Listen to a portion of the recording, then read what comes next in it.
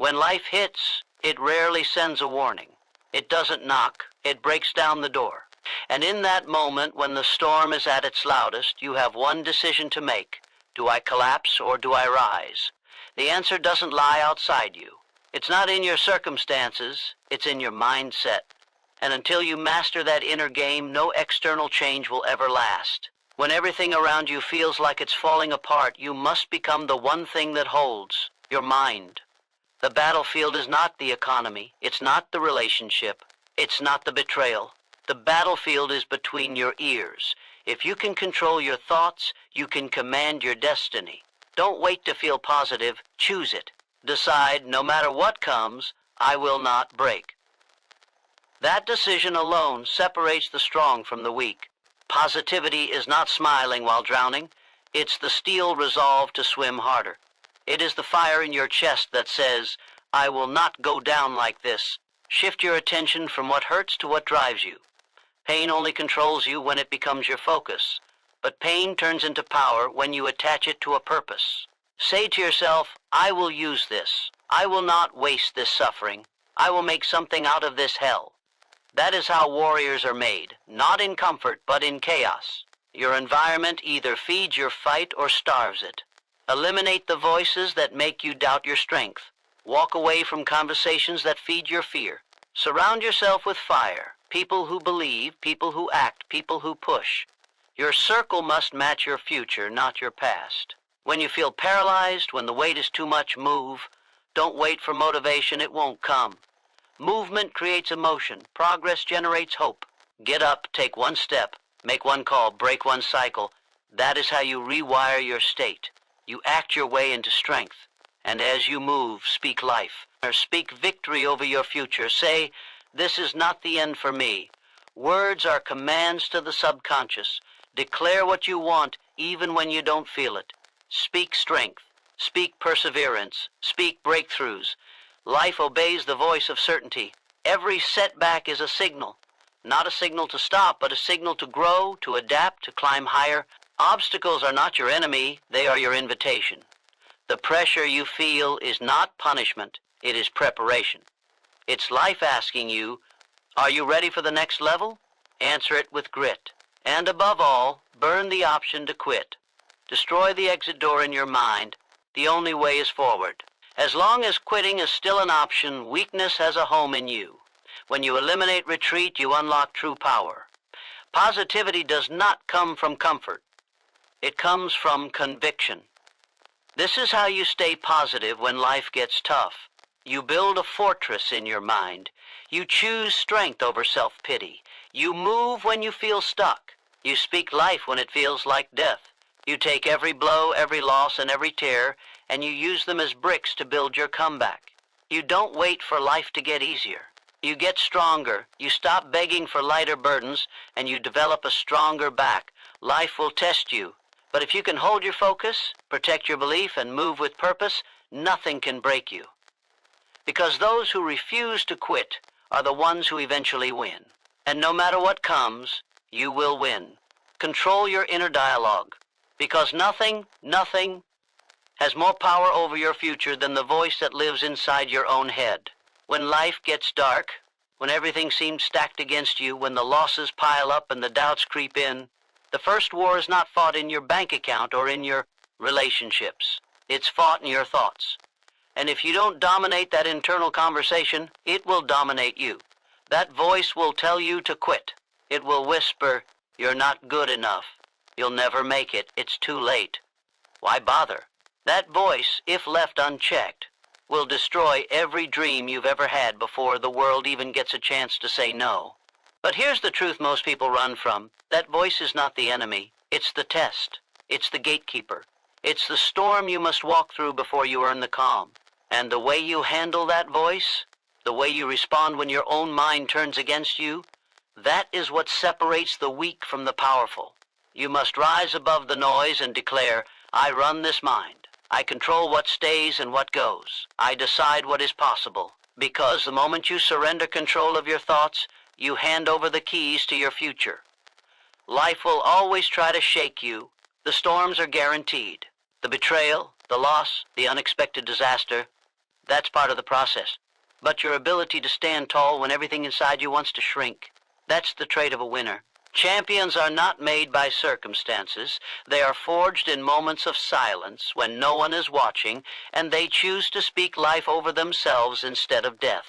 They choose to say, "This will not break me. I will come back stronger. I am built for this." You can't allow your mind to be a playground for fear.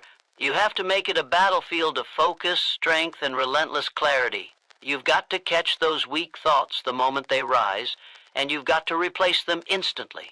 Don't entertain weakness. Don't give it oxygen. When fear says, "You can't," answer with, "Watch me." When doubt says, "It's too hard," answer with, "Then I'm on the right path." Every time you override a negative thought with a stronger one, you are rewiring your future. The problem is most people wait until the pain arrives to begin practicing mental discipline. But by then it's too late. You don't build the armor in the battle. You build it before. You train your mind daily like your life depends on it, because it does. You feed it truth. You speak power into it. You prepare it for war, even in times of peace. So when life blindsides you, you don't crumble, you respond. You say, "This is not the end. This is just the next chapter of my story, and I decide how it's written." Staying positive in hard times is not pretending things are okay. It's not faking a smile while you suffer. It's choosing to believe that the struggle has meaning. It's choosing to fight even when there's no applause. It's refusing to let circumstances rewrite who you are. Because here's the reality. You were not built to collapse. You were built to conquer. And every time you take control of your mind, you're building a stronger version of yourself, one who cannot be shaken by life's chaos. The voice inside you must become your strongest ally. It must sound like certainty. It must sound like power. It must remind you of who you are when the world tries to make you forget. You have to train that voice to speak with authority. You've got to teach it how to push you when you're tired, how to fire you up when you're doubting, how to stand up for you when nobody else will. That is not optional. That is survival. You're going to face moments where quitting looks easier than continuing, and in those moments your thoughts will either be your prison or your passport.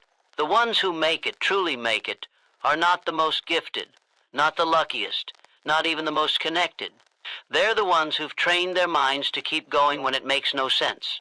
They've locked in a decision that says, "I will keep moving no matter how dark it gets. I will keep believing even if the world calls me crazy. I will keep rising because I refuse to be ordinary." There's no power stronger than the human spirit fully awakened, fully focused, and fully armed with a belief that cannot be shaken. So if you want to stay positive when life gets tough, don't wait for life to be kind. Don't wait for support, applause, or perfect timing. Go within. Silence the noise. Master your inner world. And when that voice tries to pull you down again, stand tall and respond with the power of a person who knows exactly who they are and where they're going. Because once your mind is unshakable, the world becomes unstoppable. Decide that you will endure, not hope, not wish, decide. Because until that decision is made in your soul, life will keep testing your softness. It will keep asking, "How bad do you want it?" And the moment it senses hesitation, it will knock you down again. But when you make that decision, when you carve it into your mind like stone, life feels that shift. It knows it can push you, but it can't break you. It knows it can delay you, but it can't deny you. The decision to endure is the separation point between people who dream and people who achieve. It is the moment you stop entertaining the thought of surrender and begin walking like a person who refuses to be defeated. The truth is, most people don't lose because of their challenges. They lose because of their indecision. They flirt with commitment. They say, "I'll try," but trying is a word reserved for those who want a back door. If you give yourself a way out, you'll take it.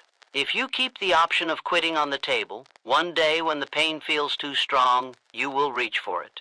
But if you eliminate the option to quit, if you decide right now that you will stand, you will fight, you will adapt, you will suffer if you must, but you will not fall, then nothing can stop you. To endure does not mean to survive. It means to move forward in spite of it all. It means you don't let the weight of the situation bury you. You carry it. You grow stronger beneath it. You develop a will that cannot be taught in comfort. Anyone can be positive when things go right.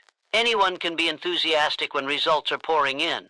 But only the rare ones, only the truly dangerous ones, can stay steady when everything is crumbling. Only the powerful can look at chaos and say, this is where I rise. This is where I build a new version of myself. And endurance is not inherited. It's built in pain, it's built in rejection, it's built in lonely nights and early mornings. It's built when no one claps, no one watches, no one cares, but you keep going. You keep building, you keep believing. That's when endurance forms its roots. And when life comes again to test you, those roots hold. That's when people ask, how do you keep going? And you smile because they weren't there when you made the decision. They didn't see the silent promise you made to yourself when you had nothing left but breath in your lungs and fire in your heart. You can't fake endurance. You can't talk your way into it. It's proven. It's tested. It's forged in pressure. And every moment you refuse to fold, you reinforce the power within you. Every minute you outlast your fear, your body and mind become allies instead of enemies. That's the real shift. When your emotions want to run and your body wants to quit, but your mind says no. It says, I've already decided, we finish this. That's where everything changes. You don't need to have all the answers. You don't need to know how long the tunnel is or where the next break will come. You just need one thing, endurance, that internal fire that says, I'll go one more round, I'll take one more hit, I'll get up one more time. Not because it's easy, not because you feel strong, but because you said you would. And your word to yourself means more than the pain you're feeling. That's how leaders are born, not by luck, not by applause, but by relentless follow-through when it hurts the most. And that decision to endure must be made daily. You don't make it once and coast. You wake up every single day and decide again. You remind yourself why you started. You reconnect with the vision. You put your feet on the floor and say, let's go. Even when your heart is heavy, even when your mind is foggy, even when your soul feels tired, you go anyway. Because consistency under pressure is what turns average into greatness. It's what builds empires from ruins. It's what takes a name and turns it into a legacy. Life will challenge you to prove how serious you are. It will strip away your comfort. It will delay your progress. It will push you until you want to give up. But endurance, real endurance, is not just surviving that pain, it's thriving in it. It's saying, I will find strength here. I will find discipline here. I will become someone unrecognizable to the person I used to be. That's what pressure is for. It's not to destroy you, it's to refine you. You don't need to be the most talented. You don't need to have a perfect plan. You just need to make the one decision that most people avoid, to endure, to take every hit and keep moving, to face every doubt and still believe, to fall 100 times and rise 101. That is how you win. That is how you change your life. And once you decide that quitting is off the table, your spirit becomes bulletproof. Your mind becomes a weapon. And nothing the world throws at you can stop you from becoming exactly who you were meant to be. Shift your focus from pain to purpose. Because the pain is loud, yes, but your purpose must speak louder. The pain is real, but your reason must be stronger. If you stare at the wound long enough, you'll start to believe that bleeding is your identity. You'll start to believe that suffering is permanent. But it isn't. Pain is a visitor. Purpose is who you are. As long as you feed the pain, it will grow. It will take root. It will blind you to the very thing that could lift you out of the darkness. And that thing is your mission. The moment you shift your gaze from what hurts to what drives you, you take back your power. Because pain can only control a mind that has forgotten why it was built to endure in the first place. Your purpose is not found in comfort. It is born in adversity. It is forged in fire. Purpose rises when everything else falls apart. That's what gives it strength. That's what gives it value. You see, pain without purpose is suffering. But pain with purpose becomes fuel. It becomes a forge that sharpens your will and makes you unbreakable. The people who rise, truly rise, are the ones who learn to turn wounds into weapons. They don't run from the pain, they face it. They look it dead in the eye and say, I will not waste you. I will not let you take me down. I will make you serve me. You weren't meant to drown in struggle. You were meant to rise through it. But that will never happen if all you do is stare at what broke you. You've got to redirect your vision, shift it to what matters. Shift it to the calling that burns in your soul. Your purpose is still alive, even if your motivation is buried under pain. It's still there, still beating, still waiting for you to wake it up. But it cannot speak to you when your mind is chained to misery. You've got to break that chain. You've got to say, enough. I know I'm hurting, but I'm not staying here. I've got something greater to become. Every person who has achieved greatness has walked through hell. That's not a coincidence. That's a requirement. You think the fire is here to destroy you. It's not. It's here to shape you. It's here to strip away the lies and excuses, to reveal the version of you that's been hiding under the weight of fear and self-pity. The fire exposes who you really are. It shows you what you're made of. And if you can stop obsessing over the pain, you'll see what it's trying to give you. You'll realize it's not your enemy. It's your mirror purpose. Does not erase pain, but it gives it direction. When you align your mind with a higher reason, the pain becomes part of the process, not the prison. You stop asking, why is this happening to me? And you start declaring, this is happening for me. You begin to find meaning in the suffering. You begin to see how your scars can become someone else's strength. That's how you take control. That's how you rise. When you decide to give your pain a job to do, it stops holding you hostage. You don't escape pain by avoiding it. You escape it by using it, by extracting the lesson, by pulling out the fire that's buried inside the ashes of your breakdown. That's where the power is. Not in pretending it doesn't hurt, not in burying it, but in rising in spite of it, in letting it shape you into something fierce, something focused, something built for more. And every time you feel it again, instead of collapsing, you remind yourself, I've got something bigger to fight for, something that matters more than this moment. And that shift, that mental pivot from victim to victor, that's the turning point. That's when momentum begins. That's when healing becomes transformation. Because now you're not just surviving, you're creating. You're stepping forward with a fire that pain alone could never give you. You are driven, you are intentional, you are no longer bound by what happened. You are aligned with where you're going. Your purpose will demand more from you than your pain ever could. It will stretch you, it will challenge you, but it will also lift you. It will remind you who you really are when the world tries to make you forget. So stop worshiping the problem. Stop rehearsing the trauma. Start chasing what sets your soul on fire. Start living like you were built for something greater than suffering.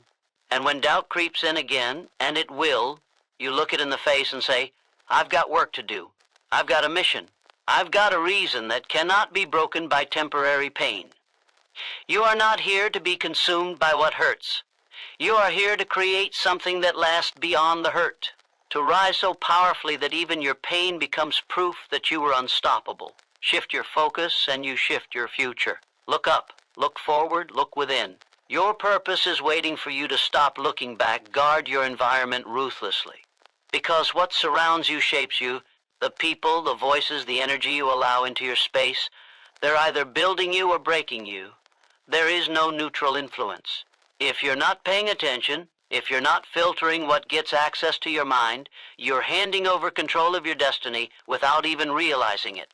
Your environment is the silent architect of your future. It determines your focus, your drive, your standards. If you surround yourself with doubt, you'll think small. If you surround yourself with weakness, you'll act fragile. But when your environment breathes belief, power, and discipline, you rise into the version of yourself you were born to become. Most people are too passive about their surroundings. They tolerate energy that drains them. They entertain conversations that lead nowhere. They give time to people who don't value growth. And then they wonder why they feel stuck, why their progress stalls, why they wake up uninspired. But the truth is, your life reflects what you've allowed around you. You cannot soar while tethered to dead weight. You cannot think like a winner while drowning in the noise of mediocrity. You must take control of your space like your future depends on it, because it does. Every seed needs the right soil to grow. You are no different.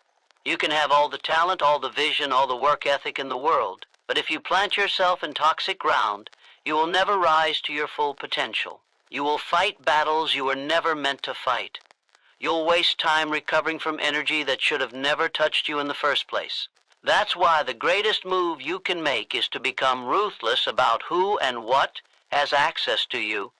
This isn't about ego. This is about elevation. You don't have time for gossip, drama, or low expectations. You don't have space for people who laugh at your goals or shrink when you speak big dreams.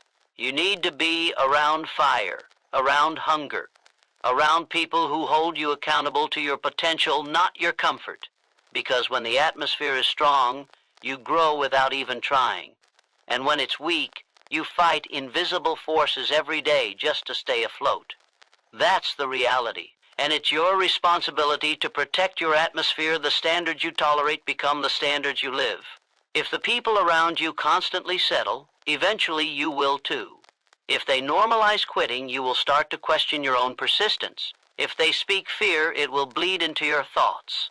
But if your circle breathes discipline, if they walk with intensity, if they grind like their life depends on it, you will feel that. You will catch that fire. You will raise your bar, not because someone told you to, but because your environment made it impossible to stay average. And guarding your environment doesn't just mean the people. It's what you watch, what you listen to, what you read, what you allow into your mental diet. Every word, every image, every sound is either fueling your belief or feeding your doubt. You cannot binge garbage and expect clarity. You cannot entertain negativity and expect confidence. What you consume becomes what you think. What you think becomes what you do. And what you do becomes your life. So ask yourself, is your environment reinforcing the future you want or the one you fear? You must become intentional about every inch of your atmosphere. Audit it like a fortress. Cut out the noise. Eliminate the distractions. Build walls around your focus and only open the gates for energy that aligns with your mission. This level of discipline is rare, but it's the difference between average and unstoppable. Most people won't understand your boundaries. They'll call it extreme. They'll say you've changed. And they'll be right. Because the version of you that reaches greatness doesn't look like the one that was okay with just getting by. When you guard your environment, you give your potential room to breathe. You begin to think clearer, move faster, and execute sharper. You start attracting opportunities, people, and breakthroughs that match your frequency. Because now you've elevated. Now you've separated yourself from the noise. And with that comes clarity. Clarity about who you are, what you want, and what it's going to take to get there. That clarity becomes your weapon. Your focus becomes your edge. And your environment becomes the launch pad. You are the product of what you allow. If you surround yourself with excellence, you will rise. If you surround yourself with excuses, you will sink. That's not a theory, that's a fact. Success is not just about internal drive. It's also about external alignment. You cannot grow in chaos. You cannot think big in a small circle. You cannot build greatness in a space that tolerates less than everything you've got. So take inventory, get honest, and then act without hesitation. Because your next level is waiting, but it cannot thrive in the old environment. Be ruthless with your space. Not emotional, not apologetic, ruthless. You are building something that demands your best. You don't owe comfort to anyone who poisons your progress. You owe your mission everything. Protect your focus, defend your peace, and walk like someone who understands that every inch of your environment is either pulling you forward or holding you back. Make the choice that aligns with your future. And never, ever forget, you become what you surround yourself with. Choose wisely, act when you feel paralyzed. That's the very moment you must move. That's the exact second the breakthrough begins. Because paralysis is not the absence of ability, it's the presence of fear, pressure, and doubt. It's your mind trying to convince you that standing still is safer than stepping forward. But safety is not progress. Silence is not clarity. Waiting is not wisdom. The longer you hesitate, the deeper the fear roots itself. And the only antidote to that fear is action. Immediate, imperfect, defiant action that shouts back at every thought telling you to wait for the perfect moment. The truth is, the perfect moment never comes. There will never be a time when everything aligns exactly the way you want. There will never be total confidence before the leap. You earn that confidence by moving while scared. You build that strength by doing what feels impossible. The most powerful people in the world don't act because they're fearless. They act despite the fear. They understand that progress doesn't reward hesitation. It rewards action. Even messy, uncertain, shaky action. Especially that kind you can't think your way out of paralysis. You can't overanalyze your way into clarity. The longer you stay stuck in your mind, the heavier it gets. Thoughts start looping. Doubts get louder. You begin rehearsing every reason why you should wait, why you should stop, why you're not ready. But readiness isn't a prerequisite. It's a byproduct. You become ready by stepping into motion. Motion creates momentum. Momentum silences fear. And fear cannot survive in the presence of decisive action. You don't need to take massive steps. Just move. Inch by inch if you must, but move. Action breaks the pattern. It interrupts the fear loop. It signals to your mind that you're in charge now. Not the anxiety, not the pressure, not the stories that have been running on repeat for years. You, the one who knows that there's more inside you than hesitation. The one who refuses to let discomfort become destiny. That version of you only shows up when you move anyway. It's in those paralyzed moments that most people quit. They wait for a feeling that never comes. They wait to feel better, to feel more aligned, more inspired. But those feelings are earned by motion, not the other way around. Sitting in paralysis hoping for motivation is like sitting in the cold hoping for fire. You have to strike first. You have to create the spark. And once you move, even slightly, your mind starts shifting. Your body responds. Your energy rises. That is where the internal fire begins to grow. You were not built to stall. You were not designed to pause every time life gets heavy. You were made to move through it. That's how you rewire yourself. That's how you build a different identity. Every time you act when you feel frozen, you're telling your nervous system a new story. You're saying, I don't retreat under pressure. I advance. And eventually that story becomes your truth. You no longer hesitate because now you identify as someone who acts.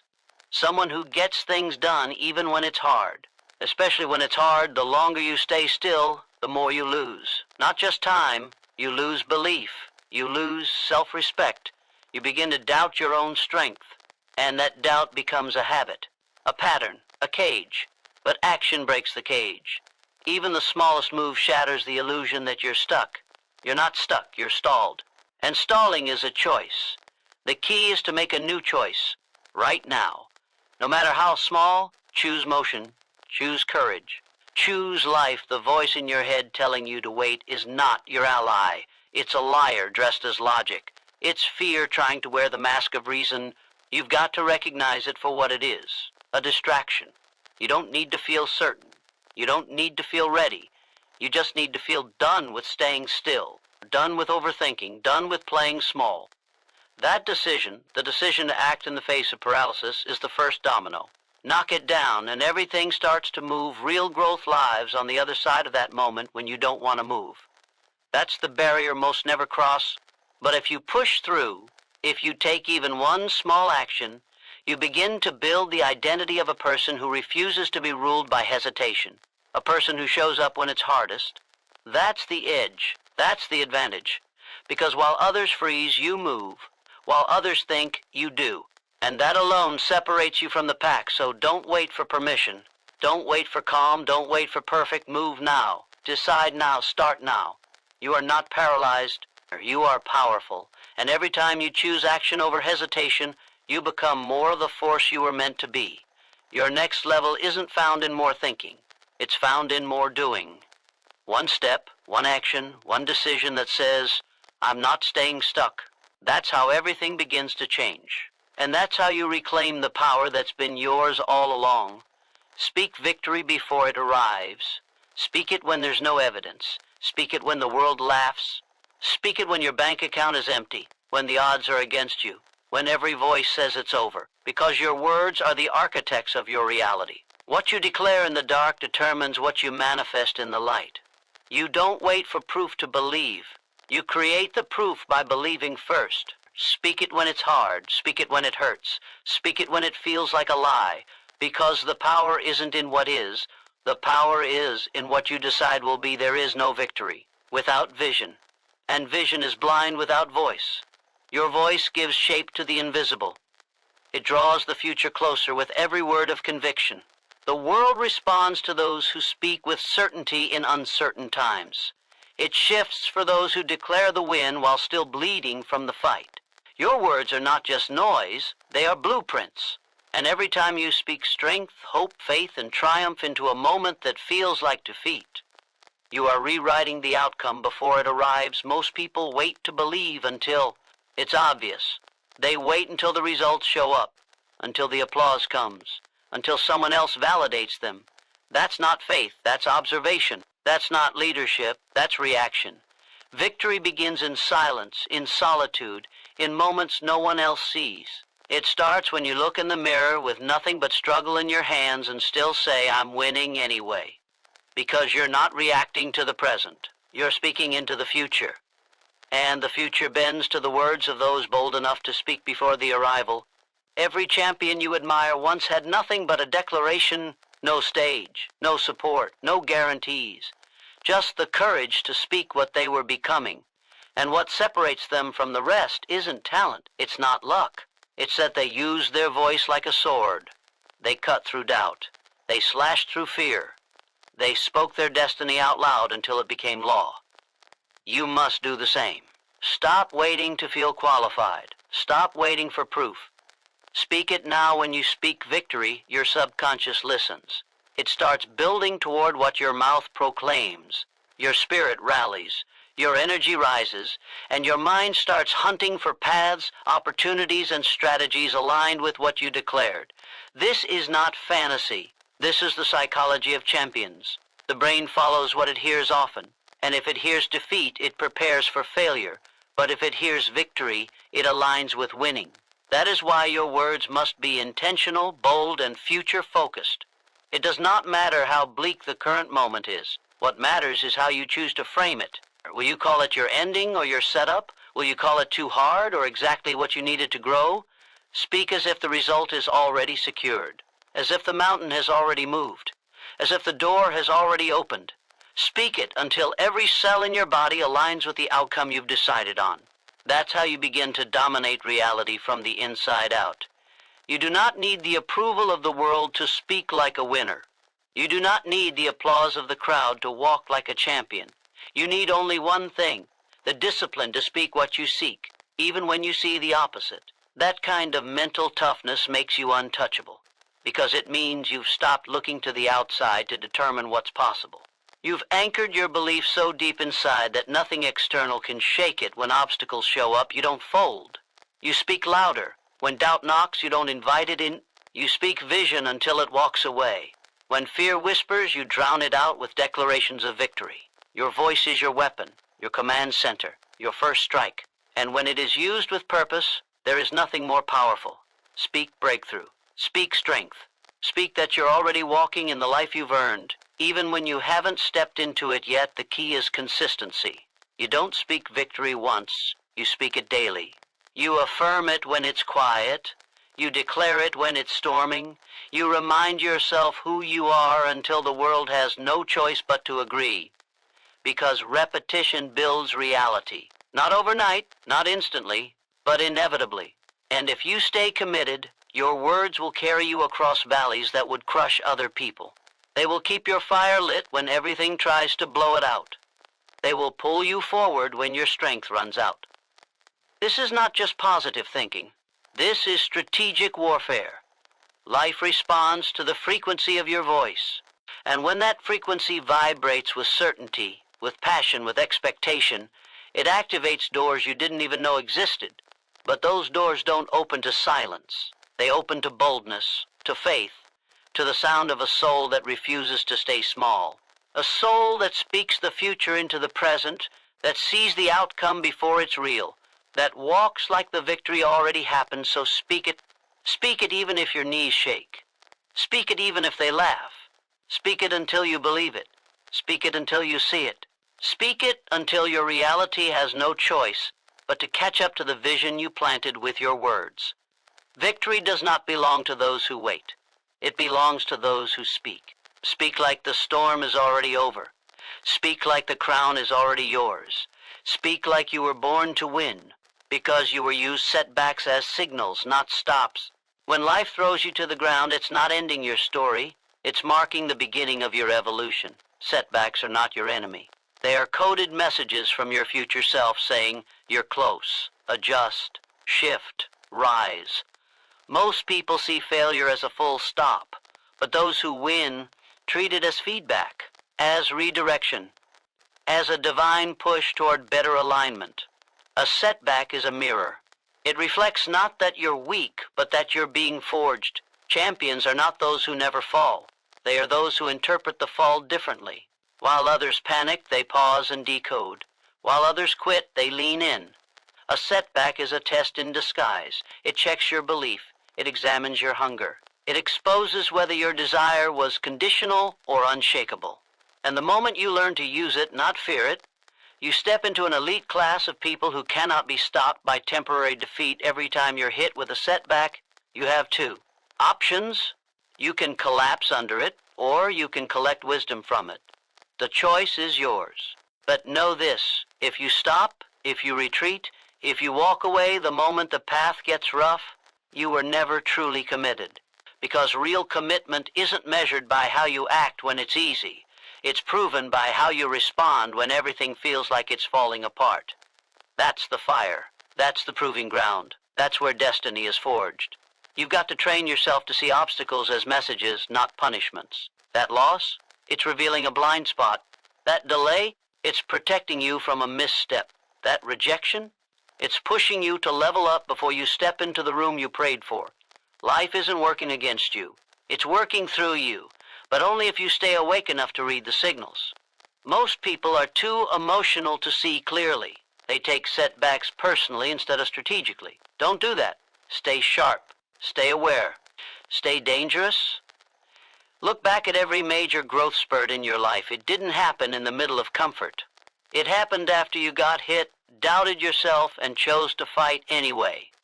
That's not coincidence. That's how transformation works. Pressure breaks the surface. Setbacks strip away what's not essential. They force focus. They eliminate fluff. They make your next move crystal clear.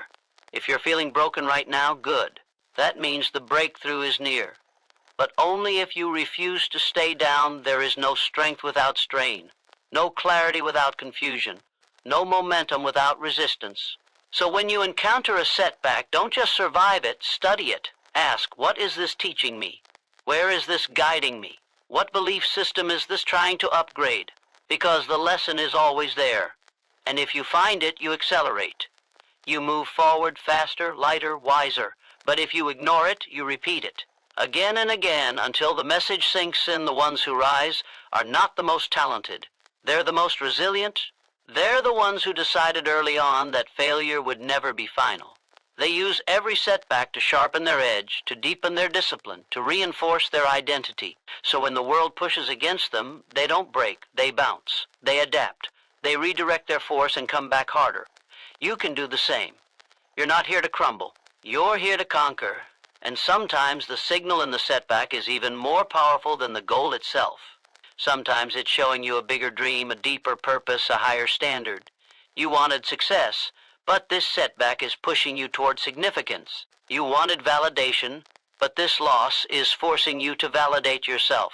That's not a curse, that's a calling. Listen to it, rise with it.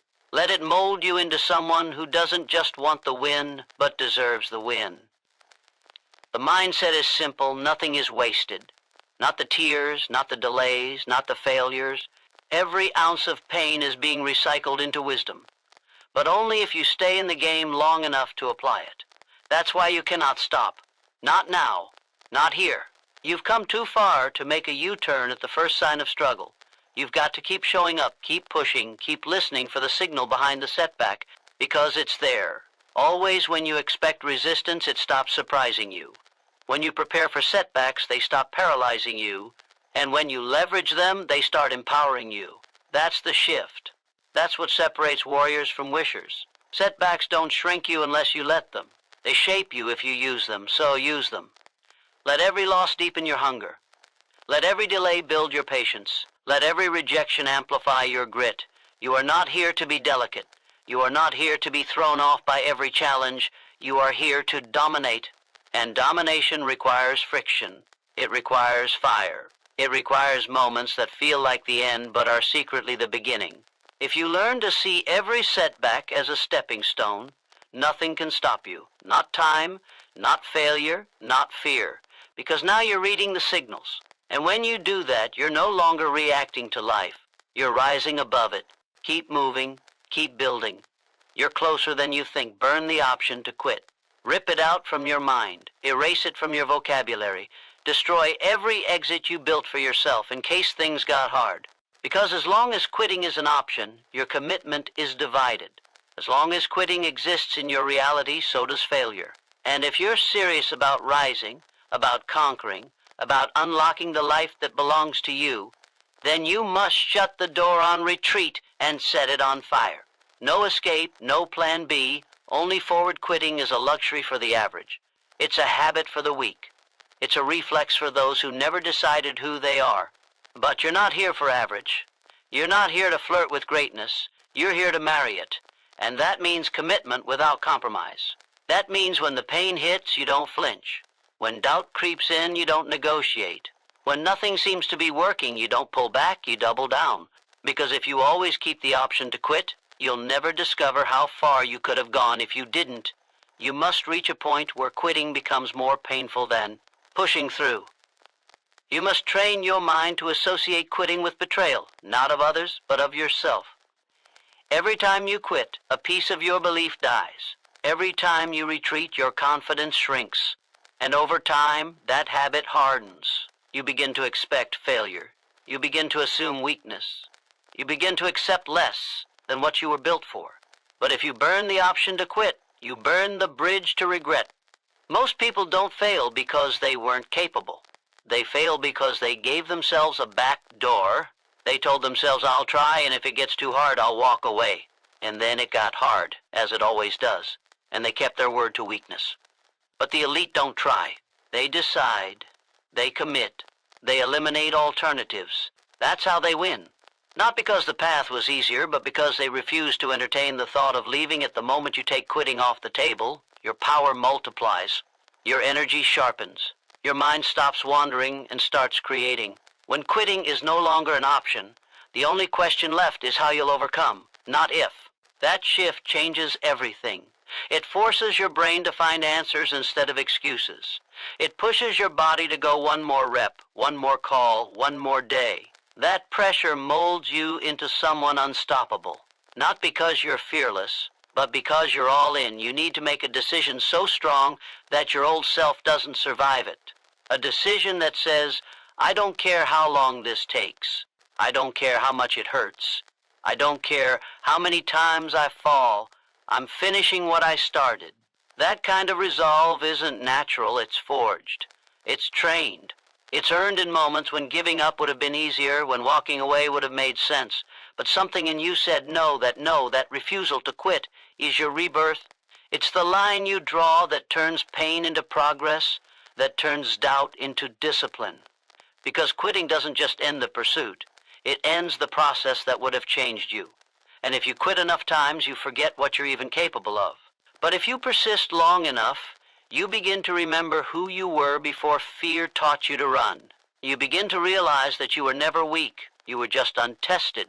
Burning the option to quit doesn't mean you never fall. It means you never stay down. It means that no matter how many times life hits you, you rise again. And every time you do, you become more dangerous, more focused, more unshakable. Eventually, you become someone who doesn't break under pressure. You become someone who creates pressure. Someone who commands results because they've removed all exits, all excuses, all escape routes. Look at anyone who has ever achieved greatness, and you'll see a graveyard of moments they could have quit but didn't. They were broke. They were laughed at. They were doubted. They were tired. And they kept going. That's the difference. Not brilliance, not luck, but endurance. Ruthless, relentless, unreasonable endurance. And that only exists when quitting is no longer on the table. So whatever you're facing now, whatever resistance, whatever delay, whatever fear, decide that you will go through it, no matter how long it takes, no matter how uncomfortable it becomes. Decide that you'll die on this hill if you have to, because the life waiting for you on the other side is worth more than any temporary discomfort. That's how warriors think. That's how empires are built. That's how lives are changed. Burn the option to quit. Burn the bridge to your old self. Burn the story that says you're not enough. And from those ashes rises the version of you that was always there, waiting for the moment you finally stopped running, stopped hiding, stopped hesitating, the version of you that was born to finish what others fear to start. Let that fire guide you, let it fuel you, and let it remind you that once the option to quit is gone, all that remains is victory. So now you stand at the edge, no more exits behind you, no more excuses to lean on, no more stories to shield you from the truth of your own power. The option to quit is gone, burned, buried, erased, and what's left is the raw, unshakable force of a mind made up, a soul that won't fold, a fire that refuses to go out. You were never meant to dabble in greatness. You were built to dominate. And now that there's no way back, the only direction left is forward, through every wall, through every storm, through every voice that said you couldn't. Because when quitting dies, the real you is finally born. And from this moment forward, there is no turning around, only rising, only winning, only becoming everything you were always meant to be.